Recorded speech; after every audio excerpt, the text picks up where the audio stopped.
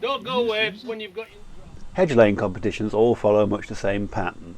This is the draw for the Yorkshire Hedgelaying Association's annual competition held near Ripon on the 10th of November 2007. Before we started, the Chief Steward Ken Walmsley showed us a demonstration piece and outlined what he wanted. So what we're looking for then, really? Well, this is what, before we start, I was going to have a word because the farmer wants it, you know, so that it's going to turn stock. Oh, what? We have 6 hours to turn 8 yards of this into a finished Yorkshire hedge, like this. We cut through the stems of the bushes with a billhook, axe or chainsaw to allow them to be bent over close to ground level. This prevents small animals like lambs from pushing through the hedge. It looks like the plant's going to die, but this thin sliver of wood is enough to keep it living. The stub which remains is called the stool and is trimmed close to the ground to allow the next stem to be laid and to ensure that the new stems grow at ground level so they can be laid in the future. The laid hedge is a living fence which is gradually replaced by new growth from the stool.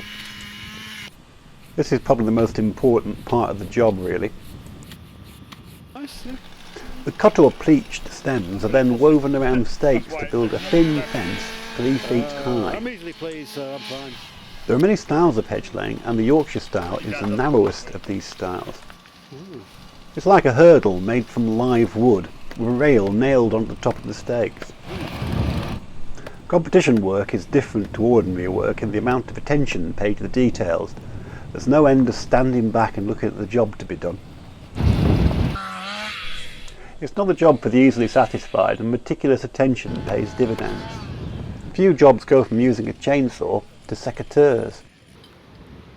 Taking a pride in your work is essential, and as the finish time approaches, the final touches are applied.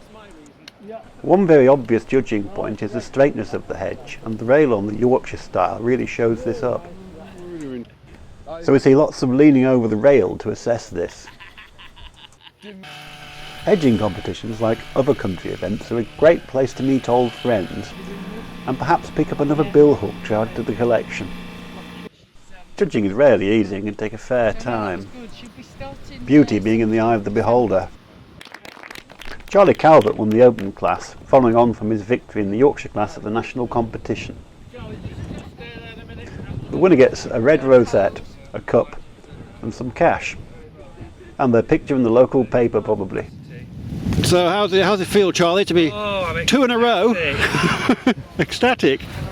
You're lucky, I must admit. Camera shy as ever. Yeah.